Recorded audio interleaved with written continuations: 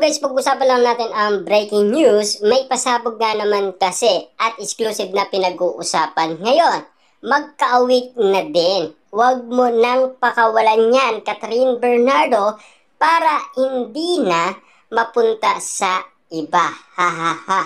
Yan kasi ang sinasabi ng mga netizens. Siyempre, alam nyo naman siguro, no? Lahat ng mga tao ay talagang ang iba okay sa kanila kay Catherine Bernardo at Mayor Mark Alcala. Samantalang ang iba kontra umano sa ginagawang desisyon ni Catherine Bernardo. Bakit hindi muna natin hayaan magsimula sina Catherine Bernardo at Mayor Mark Alcala? Kung sakasakali nga naman kasing okay naman si Mayor Mark Alcala kay Catherine Bernardo. Kaso nga lang kasi marami umanong nakikita ang iba't ibang mga netizens patungkol umano kay Mayor Mark Alcala. Kaya nga naman kasi ayaw na ayaw ni Mami Min Bernardo kay Mayor Mark Alcala. Siyempre, marami nga naman kasing kumakalat na balibalita patungkol kay Mayor Mark Alcala. Ibig sabihin, ang mga suggestion ng iba't ibang mga tao umalis lang sa isang red flag, babalik at babalik pa rin sa isang red flag. Yan kasi ang sinasabi ng karamihan. Deserve naman nila ang isa't isa. Mukhang same values naman at same pace na nga. Magkaawig na din. Huwag mo nang pakawalan yan, Catherine Bernardo, para hindi na mapunta sa iba. Ha ha ha. Kaso nga lang, hindi pa natin alam kung sinagot na ni Catherine Bernardo si Mayor Mark Alcala, na alam niyo naman siguro noon ay umamin si Catherine Bernardo na single siya at happy.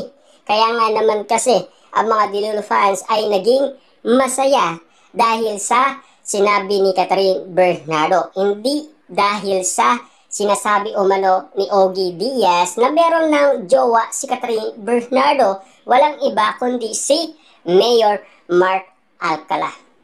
Kasi meron napapabalitaan daw na pumupunta si Catherine Bernardo sa Lucena at nakikipagkita siya kay Mayor Mark Alcala.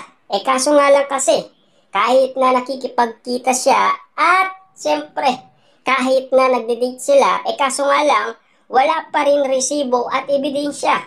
Kaya nga naman kasi, mahirap talagang paniwalaan umano ang hindi natin nalalaman. Lalong-lalo na sa ganitong sitwasyon. Kaso nga lang kasi, naiintindihan ng iba't ibang mga tao si Mami Min Bernardo kung bakit nga naman kasi disappointed siya at kung bakit pinagbabawalan niya si Catherine Bernardo at kung bakit nalalaman ng mga tao na matigas talaga ang ulo ni Catherine Bernardo. Sobrang pasaway nga naman daw ni Catherine Bernardo at lalo-lalo na kung bakit nga naman kasi naging independent siya at kung bakit nga naman kasi pinagpalit ni Catherine Bernardo ang kanyang pamilya nang dahil umano sa isang politiko. Yan kasi ang mga pinag-uusapan ngayon. Siyempre, pipiliin pa rin ni Catherine Bernardo ang kanyang love life. Siyempre, matanda na siya nasa 30 years old na. Dahil alam naman natin, binanggit din dati ni Mami Min Bernardo ang babae na expired daw. Siyempre, alam niyo naman siguro ang lalaki ay hindi, di ba? Kaya nga naman kasi napapag-usapan ang ganitong sitwasyon ni Catherine Bernardo at Mayor Mark Alcala.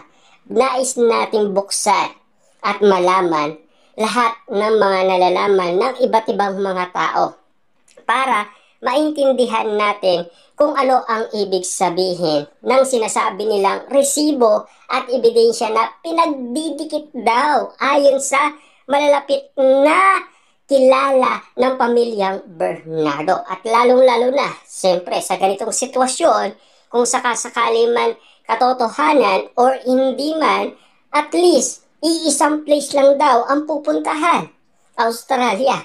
At madali na lang daw kay Mayor Mark Alcala yun at Catherine Bernardo. Yan ang mga suggestion ng iba't ibang mga tao. Tanging update na lang nila kung sakasakaling meron makakita at kung mabibisto sila ng iba't ibang mga OFW natin nasa Australia. Yan ang tanging pag-asa nila. Kaya nga naman kasi, ang iba't ibang mga tao nakikipagtanong na sa iba't ibang mga OFW nasa Australia. Kung sakasakali man merong makakilala kay Catherine Bernardo at Mayor Mark Alcala. Yan kasi ang mga update natin patungkol sa mga pinag-uusapan ngayon. At lalong-lalo na palaki ng palaki umano ang paniniwala ng karamihan. Lumiliit na nga ba ang mundo ni Catherine Bernardo at Mayor Mark Alcala kung bakit nga naman sila lumantad na sa publiko. At lalong-lalo na kasi kahit magkaiba man sila ng eroplanong sinakyan, at least iisang place lang daw or destination.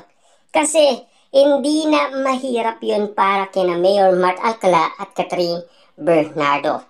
Siyempre alam nyo naman siguro ang takbo ng isipan ng mga tao. Lalong-lalo na kung ito man ay ikaliligaya ni Catherine Bernardo at Mayor Mark Alcala, bakit hindi natin sila bigyan ng chance? Kung magkamali man si Catherine Bernardo, bahala na siya sa buhay niya. Diba? Di wow na lang. Diba? At least, yung tulong natin na binibigay umano kay Catherine Bernardo, ayaw man niyang paniwalaan yun, at least, maiintindihan niya rin yan. Or, mauuntog siya dahil nagkamali na naman. Baka nga naman kasi, pagtawanan lang siya ni Daniel Padilla. Diba? Siyempre, alam niyo naman siguro, ang bawat sitwasyon na pinaniniwalaan ng mga tao, igit dito, yung sinasabi ni Daniel Padilla na congrats, diba?